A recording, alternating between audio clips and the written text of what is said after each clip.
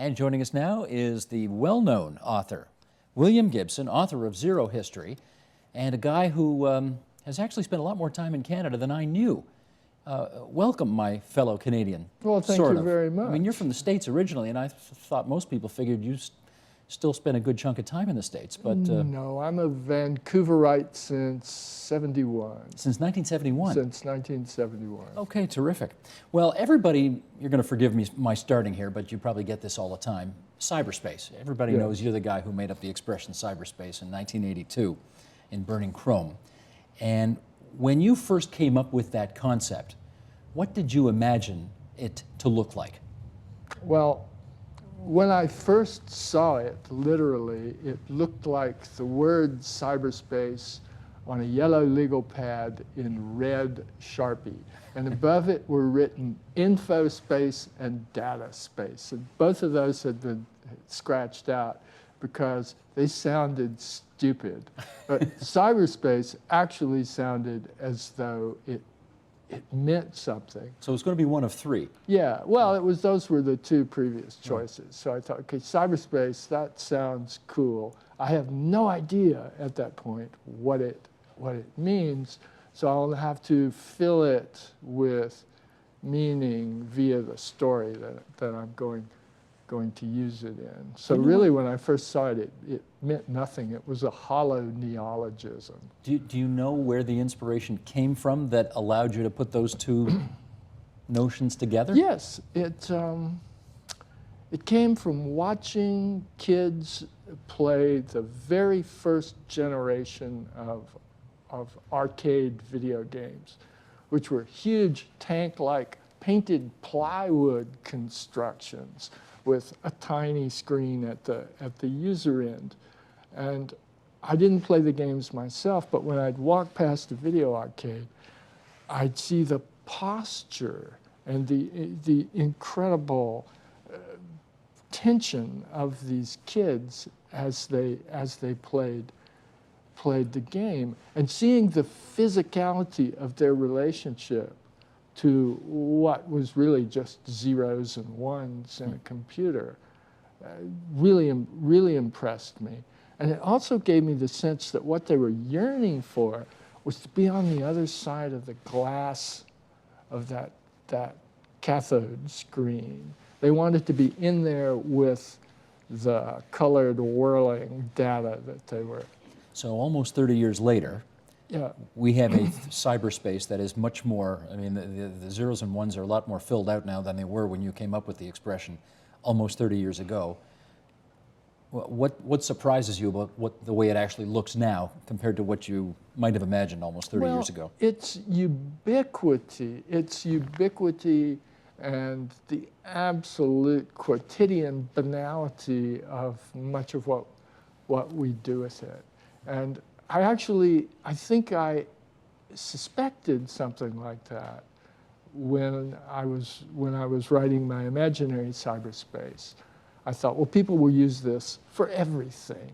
They'll do incredibly boring things with it all the time, but I couldn't present it that way in a novel because it wouldn't have been exciting. So when I was making it an exciting action arena in Neuromancer, I suspected that if something like that ever happened, it would actually just be where we conduct the world. It would just be another part of the city, which is really what it's become today. Well, that's what I was going to say. Don't we, so just to make sure I understand, are you saying it has not fulfilled the potential that you imagined all those years ago? Because it seems like it's got everything now. Well, no, not at all. I'm critiquing the capacity of a science fiction story to depict what a media platform will actually do. If you look at I haven't tried this, but I imagine that if you went back and looked at all of the science fiction stories prior to television that depicted a world with television, television would be tremendously exciting in those stories, and it would be central to the resolution of some plot. But it wouldn't be television as we know it today, and it wouldn't come anywhere near the cultural weirdness of television that would produce reality TV in the 21st century. So. Let me quote you in an interview you gave with the BBC recently, where you said, "Cyberspace is colonizing what we used to think of as the real world. I think that our grandchildren will probably regard the distinction we make between what we call the real world and what they think of as simply the world as the quaintest and most incomprehensible thing about us." Why do you think the distinction between the real and cyberspace has become so apparently eroded? Well, we're not really, when we talk about that, we're not really talking about cyberspace as the internet and the World Wide Web as much as a sort of cloud of related technologies. And the sort of erosion I'm thinking of would be something like 30 years ago, if you watched individuals walk down Eglinton in Toronto on a certain time of day, a lot of them would be alone. They would be actually alone. They would be out of touch. They would be unable to communicate unless they went to a phone booth. If you watch the same scene today, most of them are talking to someone or texting as they move through the city. People today aren't alone.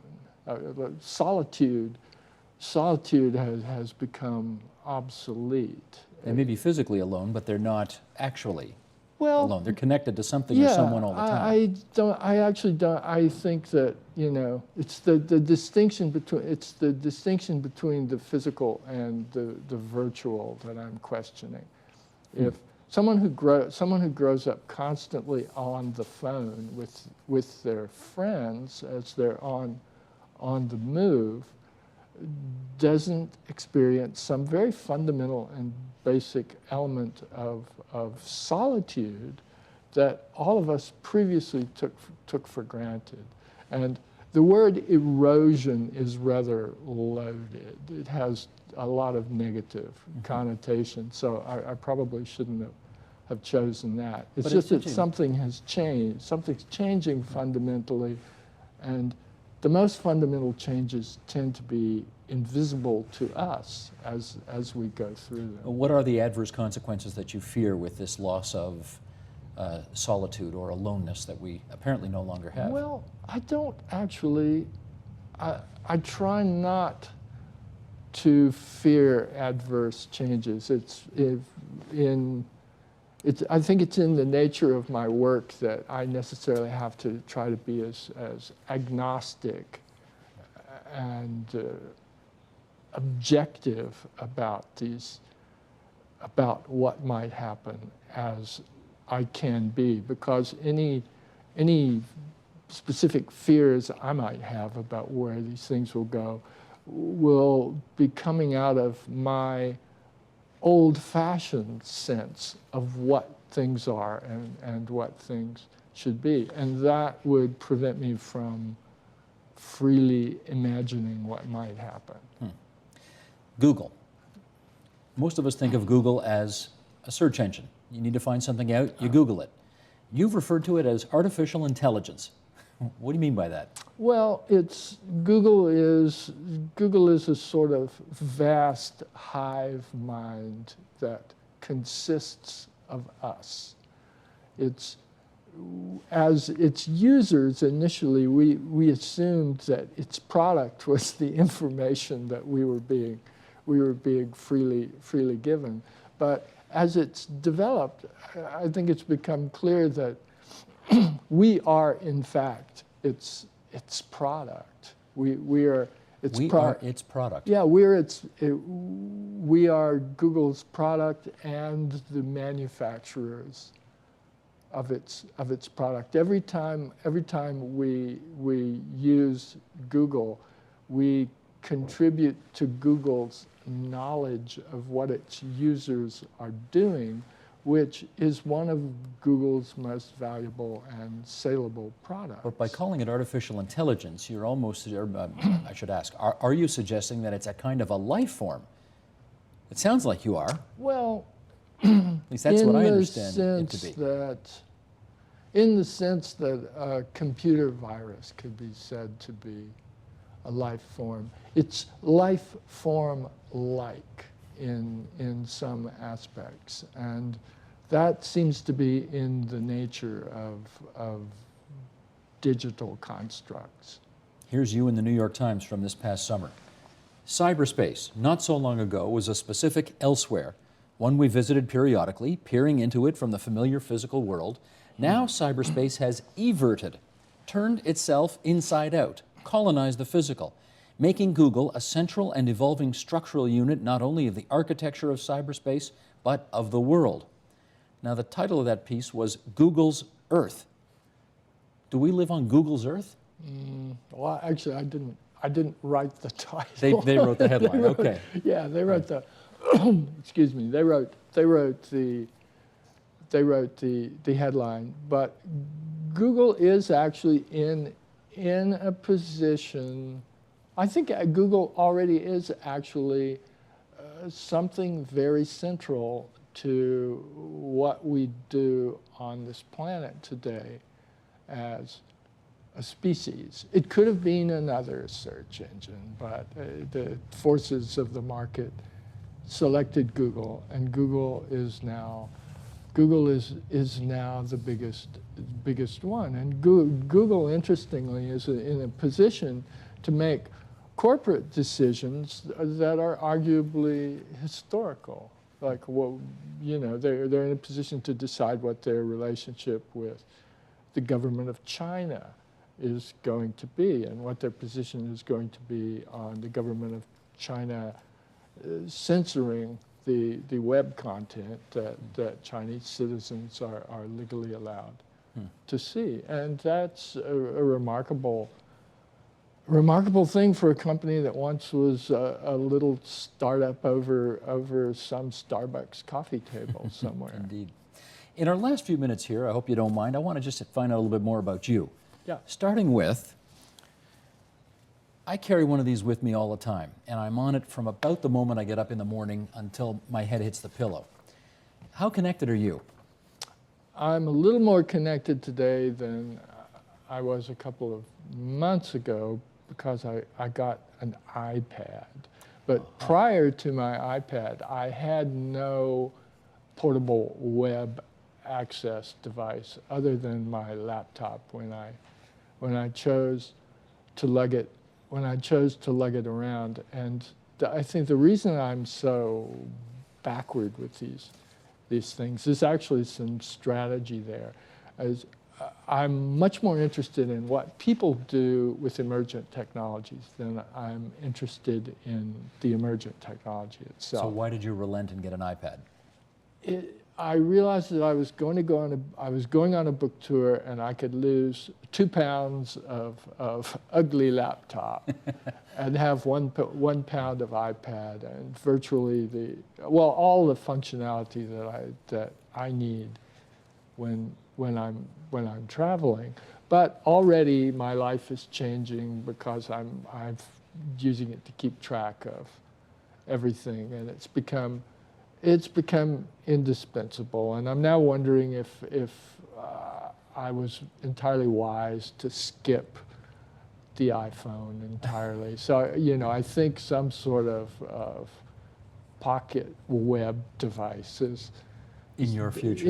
Is in my future, but I can operate, I think, more efficiently as an observer if I hang back and remain outside the actual consumer loop for a while, because I think it gives me a better chance to see what people are doing with these things. I can sense a kind of reticence or almost guilt in you that you're saying kind of, yeah, I'm here at this point now. I've flipped over to the dark side almost. It's not the dark side, but I think I've probably lost a degree of objectivity.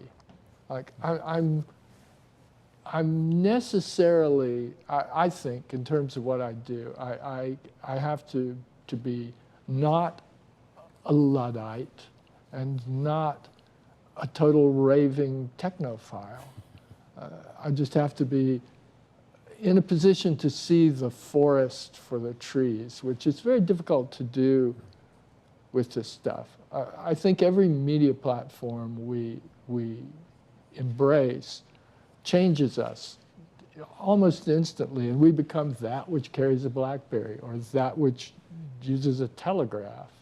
And it then becomes very difficult to, I think it actually becomes quite difficult for us to remember what it was like prior to the BlackBerry or the telegraph. Well, that dovetails nicely into the next question I wanted to ask you, which is when you were young, growing up in South Carolina or Virginia? Virginia. Growing up in Virginia. The future that you imagined then, how different is that from the future that you imagine today? Well, the future, sort of my, 12-year-old future was very space-oriented, but the whole of American culture at that time was very space-oriented. The cars grew rocket fins, and there was a kind of that sort of post-war explosion of rockets, missiles and spaceships, and that really doesn't seem to have happened, not in the same way. But one of the first things I realized about science fiction, reading it even as a child, is that the older the science fiction was, the less it would have to do with what had actually happened subsequently. So even, when I started writing science fiction, I assumed that I would be way off most of the time, as indeed I have been. Well, you can't not be, right? You're taking a shot in the dark, in essence. Yeah, you can't not be, but you're never marketed as a guy taking a shot in the dark. You're marketed as the purchaser's hot ticket to the future. Okay. What are you going to work on next? I don't know. I never, it's actually essential to me that I don't know until I start. I have to kind of find some sort of inner blank page for my unconscious to work on. So just as when you were a 12-year-old, you thought space as the future, do you yet have that, whatever it is, that notion that you want to paint on to create the future? No, not really. I think that I'm actually starting to, I think that we've come to, as a society, I think we've actually come to a parting of the ways with the capital F future, and when I was a kid, the future almost always had a capital F. Everything in it was new and future-y, and it was unconsciously assumed to have no past content. And better, too, I presume. Yeah, and everything was better. That's a very North American way of looking at it. The Europeans, who have always had to live, in effect, in their own retrofitted ruins, never really had that. I think they envied us that ability to see the future as all new, all better. And I think we've changed. I think we're becoming more like Europeans in that regard. We know that the future is necessarily made of the fabric of the past. It sounds like you are losing your belief in the inevitable progress that we are somehow destined to be. Is that right? Well, you could put it that way, although I don't think I've had that particular enthusiasm since I was 15 or so.